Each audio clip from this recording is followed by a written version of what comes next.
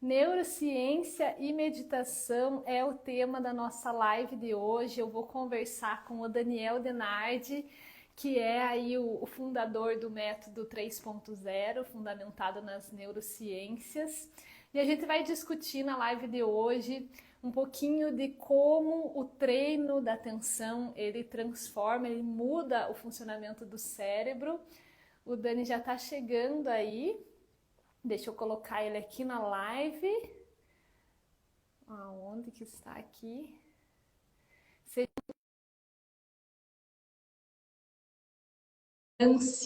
vão colocando aí o nome de vocês. Me contem, por favor, se vocês são do universo do yoga. Oi, Dani, tudo E bem? aí, tudo certo? Muito prazer em recebê-lo aqui mais uma vez. Muito feliz também. A outra vez foi muito boa a nossa live e espero que hoje seja também. Vocês estão me ouvindo bem? Porque hoje, na verdade, eu estou usando o microfone, eu geralmente não uso para as lives. Tá dando para ouvir legal, né? Tá, mas eu acho que o microfone não tá pegando, porque tá aberto o som, não sei. Tá Dá aberto? um toquinho assim, ó, é o teste bom, é você dar um bater na pontinha. Não? É, não tá pegando. Tá pegando, não? Bom, então eu já vou desligar É, isso vai aqui. ser. Vamos deixar sem. É que eu nunca testei usar aqui na live. É, a próxima vez você Bom, testa com esse jeito de testar microfone é bater na pontinha. legal. Obrigada, Dani. Obrigada, muito obrigada por ter aceitado o convite. Eu quero dar as boas-vindas aí à galera que está chegando também. Sejam muito bem-vindos. Hoje o nosso papo vai ser sobre a neurociência da meditação. E quero fazer um convite aí para quem for chegando na live. Semana que vem eu vou estar com um workshop, né? Princípios da biomecânica aplicada ao yoga. Vão ser 3 dias de workshop, vai ser um tema por dia. A gente vai falar sobre coluna, sobre abdômen, depois sobre respiração, que é um dos meus temas preferidos, que você também fala muito, né? E gosto muito do que você traz ali com relação à respiração. Pô, eu quero E fazer, quem eu quero fazer esse workshop aí, ao vivo. Oh, muito legal! Vai ser um grande prazer para mim ter você lá. É bem legal, é um evento gratuito e com certificado, né? Então, quem se inscrever, porventura, ali que tem algum conflito no horário da live, a gente deixa o replay para quem está inscrito por vinte e Ah, quatro beleza, horas. certeza. Então dá para assistir mesmo que você perca ali no horário, né? Mas as lives acontecem todos os dias à 1 da tarde. É legal também estar ao vivo, porque ao vivo vai ter algumas questões, vai ter, além da troca, né? Vai ter sorteio de mentoria, vai ter umas coisas aí legais para quem estiver Pronto. ao vivo, então vai É, ser eu bacana. uma hora eu não consigo, mas daí eu vou ver depois, então. Mas daí é aqui As lives acontecem pelo pelo YouTube e o YouTube link é melhor. passado. Todo mundo que tiver inscrito vai receber esse link para poder assistir. Daí, para quem quiser, né, o link da inscrição tá lá na descrição do meu perfil. Show, show. Eu Muito quero legal. fazer, especialmente essa parte da biomecânica, eu acho que é algo que você sabe muito e eu tenho muito a aprender até com você sobre isso, sobre outras coisas também, mas isso especialmente eu acho que você tem um conhecimento que vai ser muito útil para mim aí. Ah, legal. Muito bom a gente trocar, né? Eu também já fiz sua formação e gostei demais, né? Muito bom. E essa parte da neurociência é algo que sempre me encantou. Eu gosto muito, assim, me atrai muito sobre esse assunto, né? E eu acho que ainda mais quando a gente fala de meditação, que é uma coisa que eu acho que muitas vezes, né, não se dá a importância, a devida importância, né? A gente sabe, assim, na nossa sociedade. Às vezes as pessoas, por falta dessa informação ou por receber essas informações, por elas acabarem vinculando muito mais com questões místicas. E a gente sabe que hoje, né, acho que na cultura onde a gente está inserido, é, as pessoas terem uma perspectiva que é mais científica mesmo, né? Então eu acho que o trabalho que você faz, ele é muito importante, porque você traz essa coisa da neurociência e as pessoas começam daí a dar mais atenção, né, para tudo isso, para o yoga, para a meditação, para todas essas áreas. Então eu acho assim que é incrível realmente. Agradeço muito pelo teu trabalho aí. Muito obrigado. Bom, galera, quem for chegando, vai batendo no coraçãozinho para ajudar a gente a entregar mais a live. E, Dani, eu queria começar, acho que pedindo para você se apresentar para quem porventura não te conheça e falar um pouquinho do teu trabalho, como que você começou a estudar essa parte da neurociência, de que trouxe isso com o yoga, né? Quem que chegou primeiro? Pode falar aí. Tá bom. Bom, essa parte de contar um pouco da nossa história, a gente que está contando, assim, a gente fica muitas vezes muito mais empolgado do que quem está ouvindo, tá? Então, eu prometo que eu preparei uma aula bem legal aqui para nós hoje, então vai ter bastante assunto. Vou passar por isso rapidamente, mas eu acho que o principal mesmo é o que vem depois. Então, eu comecei no yoga bastante cedo, eu comecei com 16 anos, quando eu acabei o colégio, eu já estava decidido a fazer isso da minha vida. E ali, quando eu terminei o colégio, já comecei a dar aula profissionalmente mesmo, já fiz parte da equipe de uma escola, já comecei realmente a levar a sério isso e como profissão. Depois, em 99, eu fui para São Paulo e lá eu constituí a minha carreira assim como professor de yoga. Tive duas escolas físicas de yoga em São Paulo, dei aula de yoga em empresas, dei um monte de aula particular. Enfim, fiz o meu trabalho até 2015, que quando eu decidi migrar para o online, então eu vendi as minhas escolas, fui 100% para online e desde então eu estou aí trabalhando no online. Nós somos a primeira formação 100% de yoga online do Brasil em língua portuguesa e eu acredito que tenha sido 100% online a primeira do mundo, porque não existia isso na época. As pessoas até olhavam com o pé atrás, o próprio Yoga Alliance não aceitava formação online, então a gente foi pioneiro nesse trabalho, em língua portuguesa com certeza, daí, enfim, no mundo eu não consigo afirmar, porque não, mas no português a gente estudou mesmo isso. E daí eu fazia parte do yoga tradicional, né? Eu ensinava o yoga tal como você encontra aí na maior parte das formações, todas aquelas explicações vinculadas com o hinduísmo como um todo. E não foi exatamente a neurociência que me despertou, a neurociência foi depois. No primeiro momento, o meu estudo ele se voltou mais para a parte da filosofia mesmo. E na filosofia, existe uma parte da filosofia que é chamada filosofia da mente, em que se debate, discute o que seria a mente, né? O que seria essa entidade que praticamente está ali dentro da nossa cabeça, que a gente não consegue explicar muito bem. E no yoga tem-se uma visão, né, sobre a questão da consciência. A consciência, na visão do yoga, é justamente a porta para a transcendência. É como se você tivesse dentro de você um Deus, que seria essa consciência que a tudo observa e que é plena e que é perfeita e que está tudo certo. Então, como eu comecei muito cedo, eu acho que eu não tinha também uma capacidade de questionar aquilo, né? Que começou a fazer parte cada vez da minha vida. E realmente, quando você ouve todas aquelas explicações, aquilo faz muito sentido mesmo. Ah, um eu que está observando e tal. Só que chegou alguns momentos que eu comecei a realmente questionar isso. Foi por meio da filosofia. E aí, da filosofia que eu cheguei na neurociência. E aí, quando eu comecei a estudar neurociência, eu comecei a ver que essa ideia da consciência ser algo transcendente, ser algo eterno, ser algo que está além do nosso corpo, isso tem muitos furos nesse argumento. Ele é um argumento que ele cai por conta das evidências que a gente tem hoje. Então, dentre as evidências, nós temos todos os processos que são processos de disease, de problemas, né, com a consciência de lesões dentro do nosso cérebro que afetam a nossa consciência. Então isso já começa a cair por terra, essa ideia de que a consciência é perfeita, ela é tudo, porque então a pessoa ela tem tudo isso, aí ela sofre um derrame ou sofre um impacto no cérebro que prejudica ali, aí cadê essa consciência que era total e agora ela não está? Então, assim, é muito mais evidente, é muito mais provável que a consciência seja fruto do nosso cérebro, uma vez que você alterando o cérebro, você altera o funcionamento da sua consciência. Ninguém no mundo, nenhum guru, nenhum ser iluminado, ele consegue passar, por exemplo, por uma situação de anestesia sem sofrer todos os efeitos que a anestesia produz, ou por uma droga alucinógena, ou o que quer que seja. Então, existem muitas evidências hoje para demonstrar que a consciência, ela é fruto do cérebro, ela é um subproduto do cérebro, né? Então, isso é o que a neurociência ela começa a apresentar e a maior parte dos neurocientistas tem essa visão de que a consciência ela é parte e totalmente relacionada ao nosso cérebro. Quando eu comecei a ver isso, eu comecei a ver, pô, mas então toda a ideia do yoga de se atingir a libertação a partir de um contato direto com a consciência, do eu maior e blá blá blá, isso pode não fazer sentido. Então, isso pode ser, na verdade, uma questão que foi cultural, que eles não sabiam muito bem explicar e por aí vai. E se isso, que é, na visão do yoga tradicional, o objetivo final, caiu, pô, então todo o yoga não faz sentido. Porque se você faz tudo aquilo para chegar a um objetivo que, na verdade, é um objetivo que não é verdadeiro, toda a ideia do yoga ela acaba caindo por terra.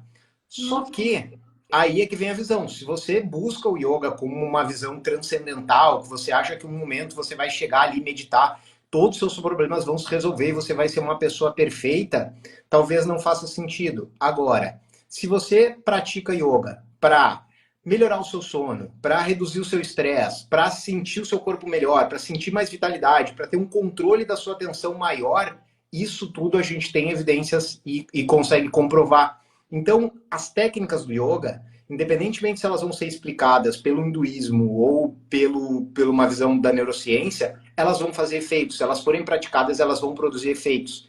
E isso independe de qual é a visão que você tem do yoga. Então, o que faz efeito, efetivamente, é a técnica em si. E se ela for usada, no meu ponto de vista, por uma questão de qualidade de vida e de longevidade com saúde, elas são muito benéficas, né? Todas essas técnicas que a gente trabalha, elas fazem muito bem. O alongamento, ele é bom para o corpo. Eu tô numa fase que eu tô praticando mais alongamento, tipo ever, assim, sabe? Todo dia eu tô fazendo asana. E eu tô vendo mesmo, assim, não tem como negar aquilo ali, o bem que aquilo faz pro corpo, né? Eu tava com problemas de encurtamento, não encurtamento, mas sabe aquela tensãozinha que dá, assim, que você fica sem alongar. E aí eu comecei a alongar bastante, assim, eu tô sentindo meu corpo muito melhor. E aí as outras técnicas que daí eu já sabia, né? A meditação, o relaxamento, como um todo, assim. É porque nós, né, que a gente é professor, chega um momento que a gente dá muita aula que a gente não quer mais asana, né? Com Só certeza, a gente cansa. Isso sem falar, né, que a gente trabalha também no nicho de educação, né? A gente está dentro desse nicho de educação do yoga. Então, assim, eu falo para as pessoas, eu fui também fazer uma aula de dança lá e o pessoal falou que ia fazer um negócio acrobático, falaram, vem aqui que você vai se dar super bem. Então, eu falei, gente, vocês não sabem quantas horas por dia eu passo sentada, falando. É muito tempo. Acham que a gente é atleta, né? Mas não é assim, não. E o alongamento, eu não sei, assim, hoje em dia eu não dou muita aula prática, né? Eu dou aula só para os professores, ao vivo ali, Sim. mas eu acho que você deve ter passado por isso também. Eu cheguei a dar 8 horas de aula por dia, então, e sempre fazendo, né? Sempre fazendo junto com os alunos, praticando ali.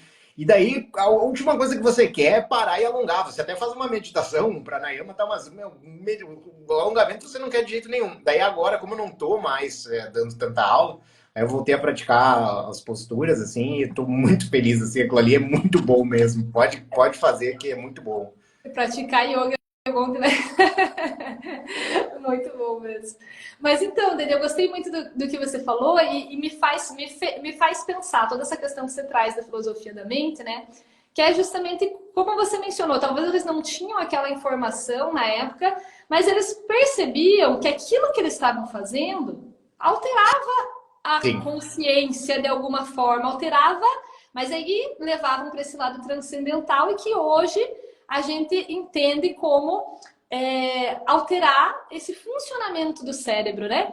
Eu sei que tem perguntas aí, vamos deixar daqui para daqui a pouquinho, Claro. quem sabe essa fala. Eu gostaria muito que você trouxesse para a gente, dentro dessa visão da neurociência, o que a gente sabe já, que a meditação, o yoga atuam como mudando, transformando ali o nosso cérebro. O que a gente sabe? Tá, muito bom.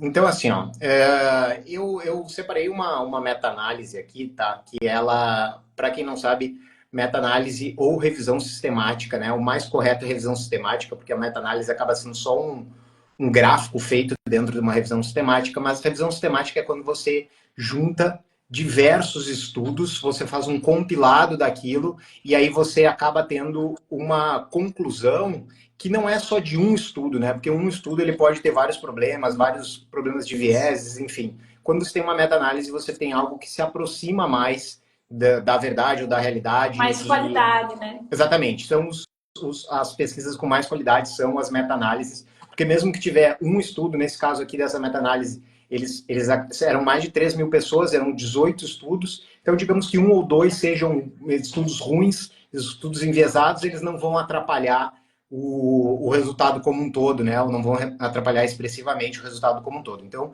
a gente sempre, quando vai pesquisar, assim, dê preferências para a questão da revisão sistemática. Então, como falou o Vlad aqui, né? É uma terapia do sono, né? Então, não é uma terapia do sono, e eu também não acredito que você tenha tido uma experiência de Samadhi, até porque isso não é algo nem que você consegue evidenciar, você pode ter tido qualquer tipo de alucinação e ter achado que entrou num estado qualquer aí, que nada mais é do que um produto do seu cérebro. Mas voltando aqui à questão da revisão sistemática, então, ela é uma revisão sistemática feita em... Depois, se você quiser, eu posso até passar para você o PDF aqui, mas eu vou ler o título em português para não ficar para ficar mais fácil para a compreensão de todo mundo, mas é o efeito da meditação mindfulness, que daí depois a gente vai tocar também nessa questão, na qualidade do sono, uma revisão sistemática e meta-análise de ensaios clínicos randomizados. Então, isso, em termos de estudo, é o melhor que a gente pode ter. Um estudo randomizado e controlado é quando você tem grupos de controle, então tem pessoas que meditaram e outras não, e randomizado é porque você não necessariamente escolheu. Essas pessoas vão meditar e essas vão. Não, foi um sorteio, e daí isso também acaba ajudando a qualidade do estudo. Então, assim, por que eu trouxe essa questão do sono, tá?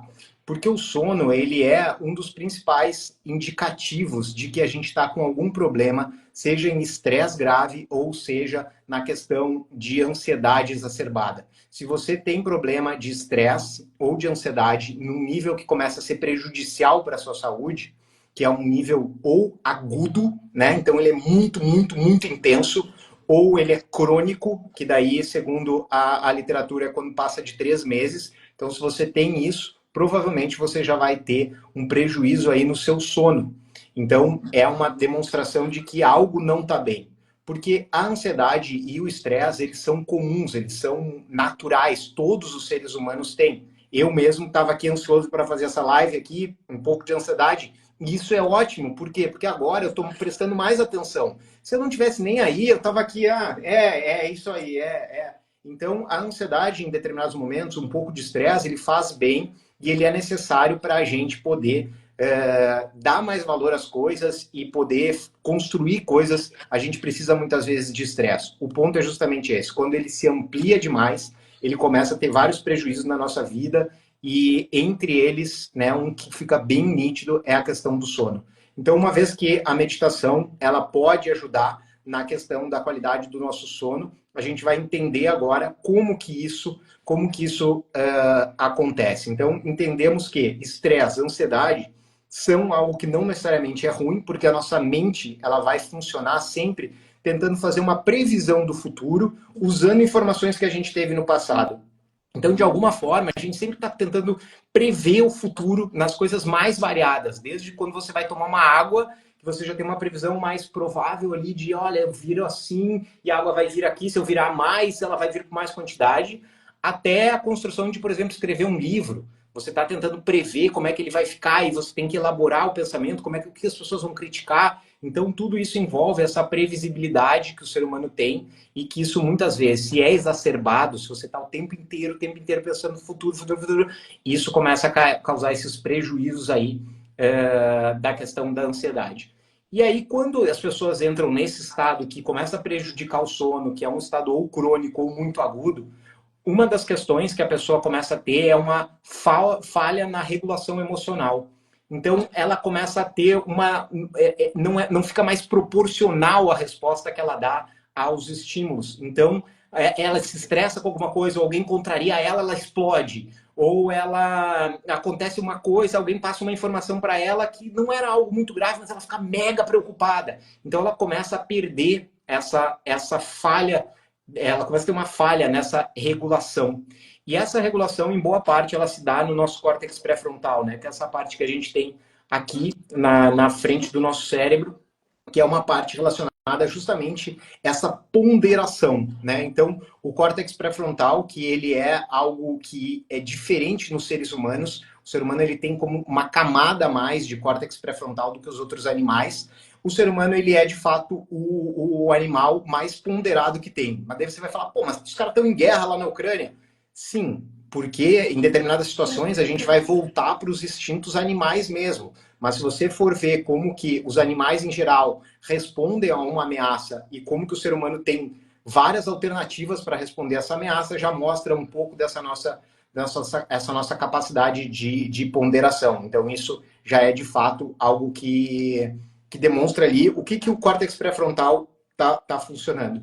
E o córtex pré-frontal também ele regula a nossa atenção. Então, o fato de eu estar aqui, atento, aqui, fazendo essa aula, olhando para você, atento, isso é por quê? Porque dentro do o meu córtex pré-frontal, ele produziu para o meu cérebro uma informação de que isso aqui que a gente está fazendo é importante. E daí começa a liberação de vários hormônios, neurotransmissores que vão me ajudar a manter aqui a minha atenção. Então, isso tudo começa, né? Ou tem uma boa parte de influência por conta do córtex pré-frontal.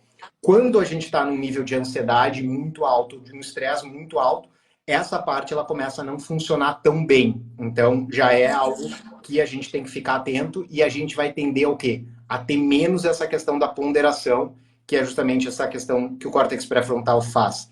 Outro ponto que a gente vai ter muita dificuldade, deixa eu só terminar, é a questão da atenção, porque... É isso que eu ia perguntar. É. Isso Então que a gente começa... Fala. Não, isso que eu ia perguntar, que se também vai influenciar nessa questão do foco, né? Sim. Por causa que é essa mesma região, né? Então, assim, o estresse, por que ele acontece? O estresse, ele é uma resposta do nosso corpo para a gente resolver um determinado problema. Então, você se prepara para aquele problema e você enfrenta aquele problema com mais cortisol, com mais adrenalina, com mais noradrenalina. Você está mais atento àquilo, você está mais estimulado a fazer aquilo. Então, isso, como eu falei, ele pode até fazer bem isso, né?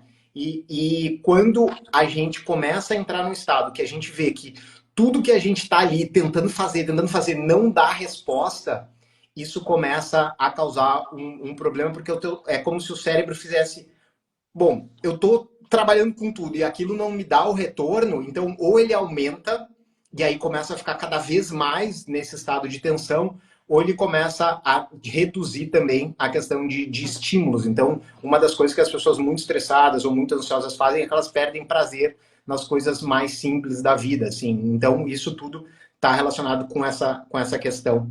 Então, nós temos uma outra parte dentro do nosso cérebro que também é afetada aí pela ansiedade e pelo estresse, que é o hipocampo. Então, eu não gosto de falar assim, estudos, tal, mas existem, de fato, evidências de que o estresse, ele reduz a atividade do hipocampo. O hipocampo, ele é uma área relacionada à memória. A gente até viu isso na formação, você até levantou um ponto lá que tinha uma... Né? Ele é relacionado à memória, especialmente, mas ele também está relacionado à regulação emocional. Então, o hipocampo está relacionado à regulação emocional.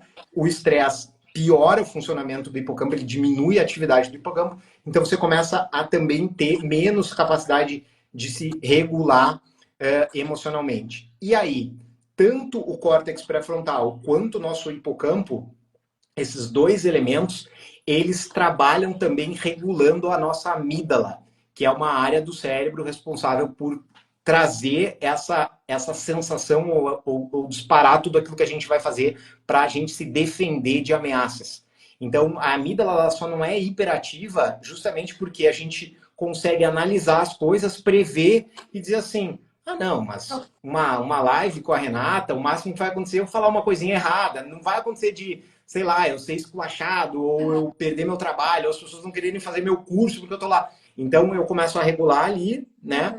E o meu hipocampo também ajuda. Quando esses dois não estão funcionando bem, por conta do estresse ou da ansiedade, a amígdala fica mais ativa. Então, de fato, o estresse ele ativa mais a amígdala, então a amígdala mais ativada, ela dispara mais essa sensação de ameaça, e finalmente a gente tem uma parte que é o núcleo accumbens, que é responsável pela liberação de dopamina. Então, quando isso também está desregulado, há uma redução da atividade do núcleo accumbens no sentido de a gente começa a ter menos estímulo para fazer as coisas, e aí você pode entrar até num estado de anedonia, que é quando a gente não sente mais prazer em fazer as coisas. Então, é como se o corpo tentasse vencer, e daí ele fala assim, ó, cara, desiste, nem vamos gastar mais energia com nada, porque não vale mais a pena, a gente tentou de tudo e a gente não conseguiu, e daí ele simplesmente começa a funcionar pior também, começa a liberar menos e a pessoa começa a ficar com pouco estímulo para viver mesmo, de fato. Então, o estresse e a ansiedade, eles vão levar a esse estado. E agora entra a questão da meditação. Então, o que acabou acontecendo? Por conta desse estresse, por muito tempo, eu comecei a criar uma circuitaria dentro do meu cérebro, sempre tentando ampliar a questão do medo, da pior situação possível. Então eu vou aumentando isso porque eu vou tentando fazer a previsão, mas o negócio não dá certo, então eu vou fazendo previsões cada vez piores, eu vou criando uma circuitaria de que a minha vida tá um inferno e que tá muito ruim, e eu crio aquilo ali e a minha resposta é sempre nesse sentido. E agora, quando você para e começa a treinar a sua atenção num ponto só, é como se você começasse a reorganizar esses caminhos, como se você quisesse fazer novos caminhos e começar a ter um processo de reinterpretação para o que de fato está acontecendo na sua vida. Se você fica na ansiedade, no estresse o tempo inteiro, dificilmente você vai fazer essas reconsiderações. Agora, a partir do momento que você se propõe a se colocar na atenção plena, no foco, num ponto só, é como se você começasse a reconstruir aquilo, e aí é o ponto. A meditação mindfulness, ela é a meditação do yoga. Ele é a mesma coisa, só que eles trouxeram esse nome para ter uma diferença e para eles criarem protocolos que para fazer pesquisas. Então, assim, para a gente acabou sendo bom, tá? Eu acho legal. Acho legal porque até foi uma pergunta que surgiu, que hoje eu coloquei uma caixinha com relação, né? E agora é justamente o que você está pontuando agora. Porque as pessoas perguntaram, como que eu defino meditação? Ah, não sei se eu medito certo. E aí é o que você está falando agora, né? Dentro das pesquisas, né? Dentro do campo científico, existe um protocolo que se segue para definir. A gente geralmente fala, né, como um treino da atenção, e como você está dando exemplos, num ponto só. Sim. Mas é isso, né? Porque aí a pessoa que não sabe, ela vai saber a partir do momento, será que ela está meditando? Tem muita gente que acha que meditar é aquele estado transcendental e tal, mas dentro disso, do tema que a gente está abordando, é essa prática de focar num ponto só, ou né, numa âncora, é isso, né?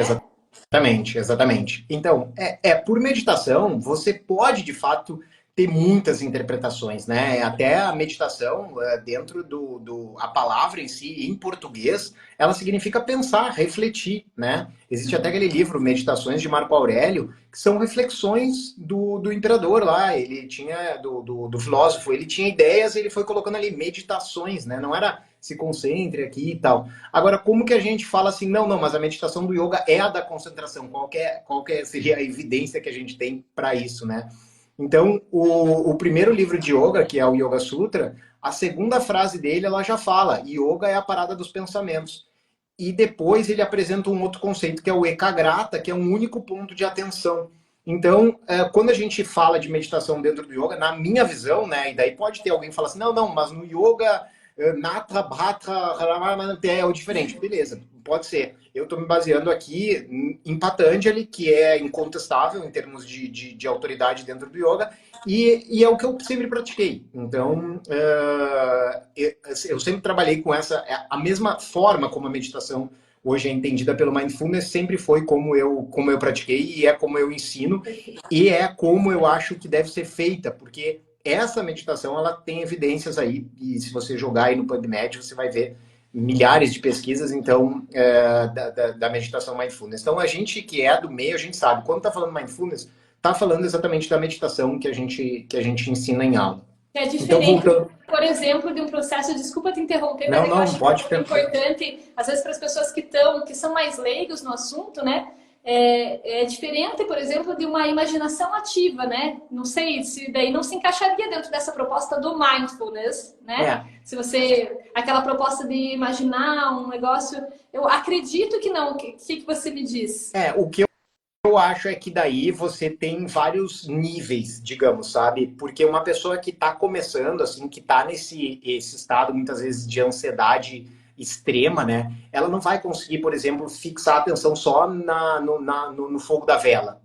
Ela vai precisar um pouco mais de indução, mas desde que ela esteja ali no presente, sabe? Tipo, você está induzindo e ela está realmente imaginando aquilo que você quer, ela estando no presente já é a proposta principal. Então, é você trazer a atenção do presente, por quê? Porque a sua circuitaria, ela está muito viciada em futuro e passado.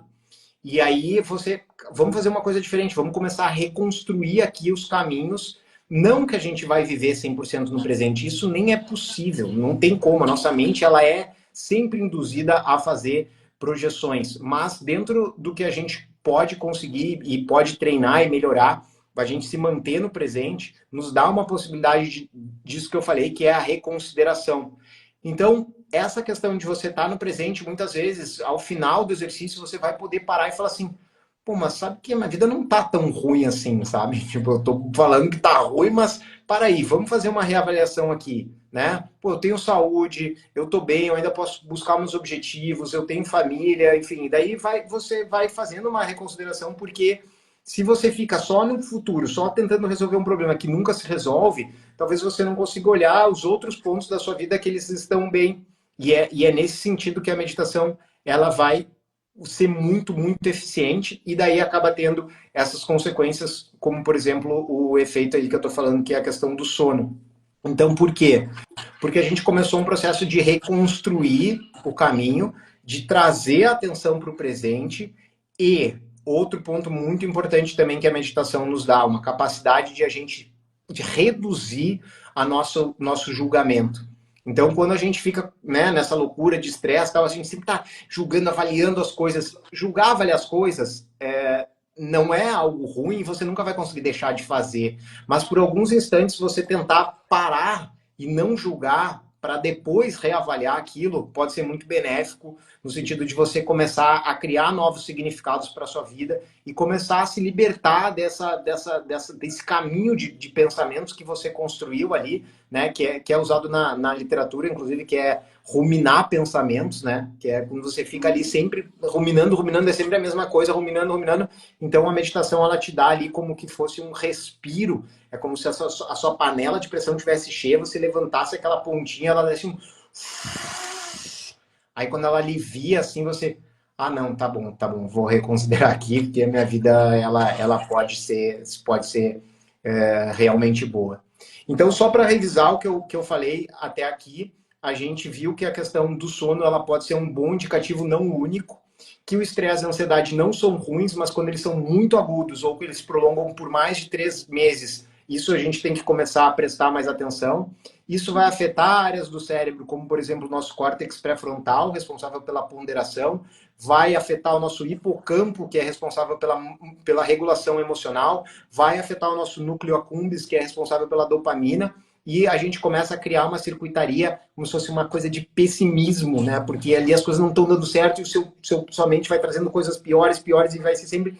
E aí você fazer um exercício desse é como se você desse um alívio para essa situação, para você poder reavaliar. Então é um tempo de paz que você dá para você se reavaliar. E assim, dessa forma, você não precisa buscar a transcendência, não precisa buscar samadhi, não precisa buscar o além, não precisa buscar a libertação do sofrimento para sempre. Você precisa buscar o seu bem-estar para esse momento e para os próximos dias ali, que você vai conseguir lidar melhor com as situações que você está passando.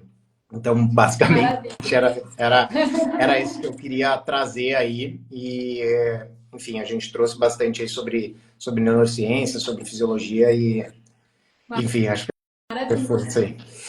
Muito bom, muito legal. Então, é justamente o que você pontuou, né? A questão do sofrimento, não, talvez essa proposta de libertação do sofrimento, eu acho que realmente a meditação ela nos ajuda a nos libertar do sofrimento, mas como você pontuou, não é que é para sempre, né? É a libertação total, né? O que eu fico o pé atrás é a libertação total, porque o que eu propus aqui, inclusive, é uma libertação de alguns sofrimentos, né? Mas não para sempre. Exatamente. Quem tá aí assistindo a gente pode até compartilhar, quem quiser comentar e falar sobre. Mas a gente que é do universo do yoga, que já tá no yoga, você tá há muito tempo, acho que muito mais do que eu. Eu tô aí há cerca de 9 anos, pelo menos dando aula, né? E a gente sabe que, por mais que a gente conheça, a gente tenha as ferramentas, a partir do momento que a gente, por exemplo, se afasta ou fica só dando aula, se afasta um pouco das práticas pessoais, né? A gente vai começar a sentir novamente esses efeitos de toda essa cascata, de toda essa circuitaria aí que você mencionou. Então a gente sabe que querendo ou não, é uma prática regular que vai fazer a diferença para essa libertação do sofrimento. Por isso que eu acredito também na maneira como você coloca, que não é uma libertação do sofrimento para sempre, mas é uma libertação do sofrimento que você tem que manter ali aquela prática, até porque senão não tem essas ativações, né? E essas atenuações, né? Você pontuou ali essa questão do treino da atenção. Eu lembro de um estudo que eu gostei muito de ver na tua formação, que falava justamente sobre que eles faziam um scan da amígdala, né? Então eles mostravam as imagens. Eu tenho essa foto, depois eu vou te passar também, daí o pessoal que quiser ali pega tanto eu vou te mandar até essa imagem aí, que é uma neuroimagem, que chama, né? Que mostra. Mas fala aí, Não, Fernanda, deixa eu interromper. maravilha. Eu vou colocar depois, se você me permite, eu Claro, posso pôr nos stories ali para a sim, galera sim. assistir. Mas é justamente isso, né? Vai havendo, então eles perceberam que vai diminuindo a ativação da amígdala, acho que é isso, né? Que vai mostrando ali pela imagem, encefalograma, né? Eletroencefalograma, acho que é. Não, isso aí eu acho que é uma. Não, era de escaneamento cerebral Isso mesmo. mesmo. Mas Em é que o inglês é eletroencefalograma ele MRI, pega. eu Ele sei, não. não lembro o nome, não lembro o nome em português. Mas ia mostrando que não só, então havia toda essa circuitaria, né? Você fazia esse treino de atenção, que a gente sabe que é algo que usa mais essa ativação do córtex pré-frontal, e daí você tem essa atenuação da amígdala, que dá essa resposta de ameaça, de ansiedade, e que isso não era só no momento da meditação. Isso que é o mais incrível, que isso se prolongava, né, nos meditadores ao longo de meses, acho que pelo menos uns 3 meses, se não me engano, que acho que tinha esse acompanhamento. Esse estudo especificamente que você está falando, ele foi um estudo muito inovador, se eu não me engano, acho que é de 2017, porque até então eles tinham evidência da redução da atividade da amígdala durante o exercício. Então a pessoa fazia o exercício e ficava claro ali que ela reduzia a atividade dela, né? E eles se propuseram a medir depois, durante a semana, nos outros dias, como é que a pessoa estava e efetivamente teve, porque é um processo de reeducação, né? É um processo que você está treinando algo biológico dentro do seu corpo, assim como se você começar a levantar força, músculo, peso, você vai desenvolver músculo. Então, assim como se você focar a sua atenção, você vai ter uma redução ali da atividade da amígdala. E aí entra um ponto também que é assim, o sofrimento, a ativação da amígdala, a ansiedade, não podem ser demonizados, sabe? Não é como se, então eu tenho isso, eu sou uma pessoa evoluída, eu sou não sei o quê. Não, não é. Eles são necessários para a nossa vida. E até é perigoso se você ficar num processo de tipo, eu não posso sentir nada. Não tem nada de problema na minha vida, porque essas previsões que a mente faz, muitas vezes elas estão certas. Às vezes ela erra também, a nossa mente erra, porque a gente não tem todas as informações e ninguém sabe do futuro. Mas o fato é que algum grau de ansiedade ou algum grau de angústia, ele pode nos proteger de coisas piores que vão acontecer, e coisas reais na nossa vida. Então essa ideia de que, não, tudo que a tua mente cria é ilusório. Não, a mente cria projeções que podem vir a ser reais mesmo. Você não, por exemplo, não tem problema eu entrar na casa do meu vizinho de noite, não vai ter problema nenhum. Uma dessas você toma um tiro e morre, sabe? Então, a tua mente, ela tá prevenindo você muitas vezes. Então, não encara assim como se, não, então o objetivo é nunca ficar preocupado. Meu objetivo é nunca sentir estresse. O meu objetivo, se eu sentir medo, quer dizer que a minha mente que criou aquilo ali, aquele medo não existe. Não. Ele pode não existir no sentido físico da coisa, mas o medo ele tá te dando alguma indicação, né? O ponto é o que eu falei aqui, é quando ele se prolonga por mais de 3 meses, e todo dia você sente angústia. Porque qual que é o normal, tanto do estresse quanto da ansiedade? É no mesmo dia que ele resolver, entendeu? Hoje foi um dia que para mim foi um pouco mais angustiante, assim. Agora eu tô muito bem, entendeu? Então, assim, amanhã eu vou acordar normal. Então, assim, é normal que você tenha angústias no seu dia, mas que durante o dia se resolva. Se você passa todo dia, o tempo inteiro com isso, daí, enfim, deve se observar. E daí também a questão de você achar que a meditação vai curar tudo. Então, ela não vai curar tudo, sabe? A meditação, ela pode ser feita, aí se você tiver num caso, assim, que você está tendo um acompanhamento de um psicólogo ou de um médico, você pode fazer ela até mesmo antes de você começar a tomar remédio, por exemplo, sabe? Porque numa dessas você consegue se resolver, se curar só com isso. Mas ela não é tanto o remédio quanto a meditação, elas não são o tratamento como um todo, elas são partes daquilo, sabe? E cada pessoa vai ter uma adequação. Então, também um outro ponto que é importante a gente ressaltar aqui é que muitas vezes as pessoas, não, parei de tomar remédio agora porque eu estou meditando. E isso pode ser pior para ela, né? Então, se você está tomando remédio, continua acompanhando, faz a meditação, vê como é que dá a resposta, mas não acha que isso vai curar tudo, sabe? Então, enfim, essas coisas também. É. Muito importante pontuar isso mesmo.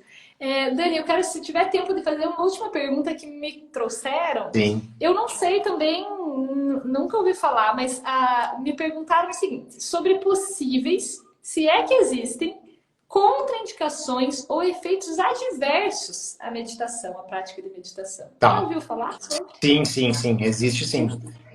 Inclusive até mesmo os próprios os budistas, eles traziam um conceito que era como se fosse um demônio que toma sua mente. Então eles acreditavam que se você meditasse sem orientação, você poderia ser pego por esse demônio, assim, sabe? Então eles colocavam isso. E o que acontece? Como qualquer coisa que faz bem, algo para produzir efeitos positivos, para produzir efeitos, ele tem que ter algum risco. Ele tem que poder produzir algo ruim também. Então eu estava falando do alongamento aqui, né? O alongamento é bom, bom, mas se eu alongar muito, eu posso ter uma distensão, ou posso ter uma contratura muscular. Então, se a coisa funciona, sabe, quando as pessoas falam assim, não tem nenhum efeito colateral, aqueles produtos naturais, os caras falam, não tem nenhum efeito colateral. Então, provavelmente não funciona. Porque, e para algumas pessoas, aquilo ali tem que produzir algo que não é bom, ou em alguma medida, ele pode produzir algo que não é bom. Então, assim, existem casos de pessoas que, em estado de ansiedade muito aguda, que vão meditar, que elas pioram o caso. Então, por isso que é importante ter um acompanhamento ou relatar aquilo ali para alguém, ou até mesmo o seu professor de yoga, nesse caso, ele pode te ajudar nesse sentido. Então, existe sim indícios nesse sentido de que a pessoa com um nível muito grave de ansiedade ou de depressão, ela pode até piorar o quadro com meditação. Então, uma pessoa que está, por exemplo, muito introvertida, depressiva e faz meditação, ela pode ter uma resposta boa, tá? Em muitos casos se usa, mas ela pode ter uma resposta de piora no quadro. Por quê? Porque ali não é o momento de você mergulhar para dentro de si, sabe? É o momento de você fazer extroversão. É o contrário que você deveria fazer. Em vez de meditar, você deveria estar conversando com alguém, né? Porque a meditação ela é uma das soluções aí para esses estados, né? Outras soluções são, por exemplo, o apoio que a gente tem dos nossos contatos, das nossas elos familiares e de relacionamentos. Isso tudo ajuda muito também dentro desse processo. Você se alimentar bem também vai ajudar bem. Você começar a cuidar mais do seu sono e não, não, durma a hora que for, acorda a hora que você... Eu não tenho esse problema de sono. Isso aí você acha que não tem, mas o teu corpo está pagando por aquilo. A alimentação é a mesma coisa, sabe? Não, eu como, não tem problema nenhum para mim, não tem, eu posso comer. Eu adoro sorvete de flocos. Eu posso comer uma caixa de flocos de sorvete de flocos não tem problema.